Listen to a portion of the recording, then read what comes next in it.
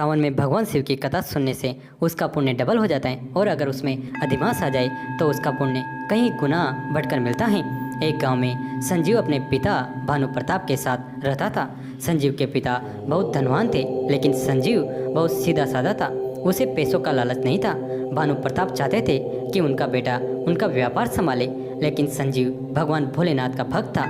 वो उनकी सेवा में लगा रहता था।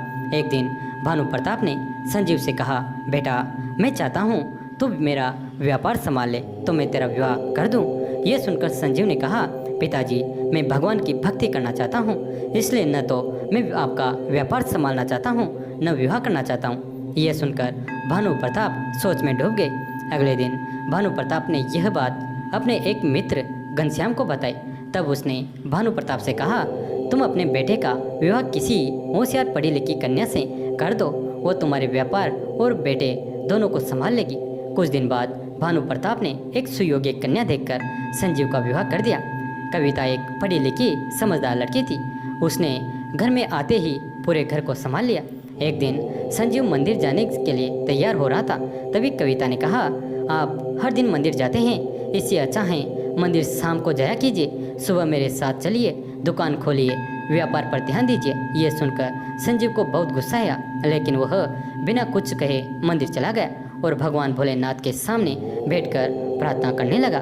उसने कहा, बाबा मेरे पिताजी ने बिना मेरी मर्जी के विवाह के चक्कर में फंसा दिया, अब तो मेरे लिए आपकी पूजा करना भी मुश्किल हो रहा है।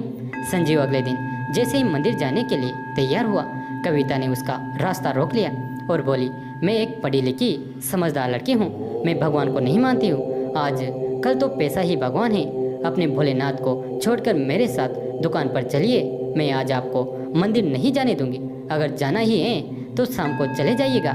संजीव को बहुत गुस्सा आया। उसने कविता से कहा, मैंने पिताजी से विवाह के पहले ही कह दिया था कि मैं अपने पूजा पाठ नहीं छोड़ूंगा, फिर तुम क्यों जिद कर रही हो।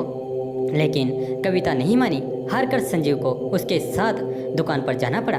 दुकान पर कविता कपड़े बेच रही थी, लेकिन संजीव का मन दुकान पर नहीं लग रहा था। वह आज मंदिर नहीं गया था, इसलिए वह बहुत परेशान था। तभी दुकान पर एक बूढ़ा आदमी आया। उसके कपड़े फटे हुए थे। उसने संजीव से कहा, बेटा मेरे कपड़े फटे हुए हैं, आगे सर्दी का मौसम भी आने वाला है, क्या तुम मुझे एक कुर्ता दे सकते हो। लेकिन मेरे पास पैसे नहीं हैं। संजीव को उस पर दया आ गई। उसने तुरंत एक कुर्ता उस बूढ़े आदमी को दे दिया। तभी कविता ने उसे रोकते हुए कहा, आप यह क्या कर रहे हैं, बिना दाम लिए इसे कपड़े दे रहे हैं, यदि हमने ऐसा किया तो बहुत नुकसान हो जाएगा। कविता ने उस बूढ़े आदमी से कहा, चुपचाप यहाँ से चले जाओ, पूरे दाम लिए बगैर हम कुर्ता नहीं देंगे। ये सुनकर वह बूढ़ा आदमी वापस चला गया, लेकिन संजीव को उस पर बहुत तरस आ रहा था। दोपहर के समय उसने कविता को खाना बनाने घर भेज दिया और वह कुर्ता लेकर उस बूढ़े आदमी को ढूंढने निकल गया। काफ़ी ढूंढने के बाद भी जब वह नहीं मिला तो वह शिव जी के मंदिर पहुंच गया। वहां उसने देखा कि मंदिर की सीढ़ियों पर वही बूढ़ा आदमी बैठा है। संजीव ने उसे आवाज़ दी, बाबा ओ बाबा, देखिए मैं आपके लिए कुर्ता लाया हूँ। बूढ़े आदमी ने संजीव की आवाज़ सुनी और वे उठकर मंदिर के पीछे चल दिए। संजीव आवाज़ देते देते उनके पीछे पीछे चल दिया। मंदिर के पीछे जाने पर उसने देखा वह बूढ़ा आदमी खड़ा था। संजीव ने उससे कहा, बाबा मैं आपके लिए दुकान से चुरा कर कुर्ता लाया था, आपको मैं काफ़ी देर से ढूंढ रहा हूँ, जल्दी से ये कुर्ता ले लीजिए। दुकान पर यदि मेरी पत्नी आ गई तो उसे सब पता लग जाएगा। यह कहकर वह उस बूढ़े आदमी को कुर्ता देने लगा। तब उन्होंने कहा, बेटा कुर्ता तो बहाना था, मैं तो केवल तुझे देखने आया था, तू हर दिन मुझसे मिलने आता था, आज नहीं आया तो मैं तुझसे मिलने खुद आ गया था। यह सुनकर संजीव ने कहा, लेकिन बाबा मैं तो पहली बार आपसे मिला हूँ। तभी वो बूढ़ा आदमी भगवान भोलेनाथ के रूप में प्रकट हो गए और उन्होंने कहा, जैसे भक्त मुझसे मिलने का इंतज़ार करते हैं, वैसे ही मैं भी भक्तों का इंतज़ार करता रहता हूँ।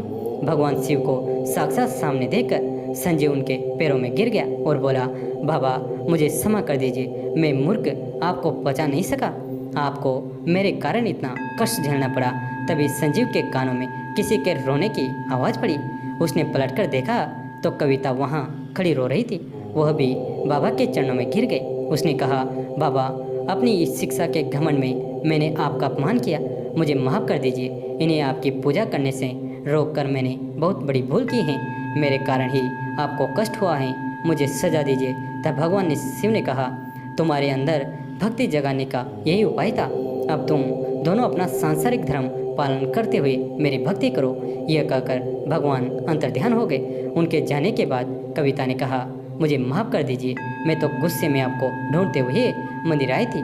मुझे पता था कि आप यहीं आए होंगे, लेकिन आज आपके पुण्य के कारण मुझ पापी को भगवान भोलेनाथ के दर्शन हो गए। उसके बाद से दोनों व्यापार के साथ साथ भगवान की भक्ति करने लगे। ओम नमः शिवाय। दोस्तों, कैसी लगी ये कहानी कमेंट करके ज़रूर बताएं। वीडियो को लाइक करें, चैनल को सब्सक्राइब करें, घंटी के बटन को दबाकर ऑल पर क्लिक करें। दोस्तों, इस कहानी को अपने दोस्तों के साथ, फैमिली के साथ शेयर जरूर करें। कहानी अंत तक सुनने के लिए आप सभी का तहे दिल से धन्यवाद।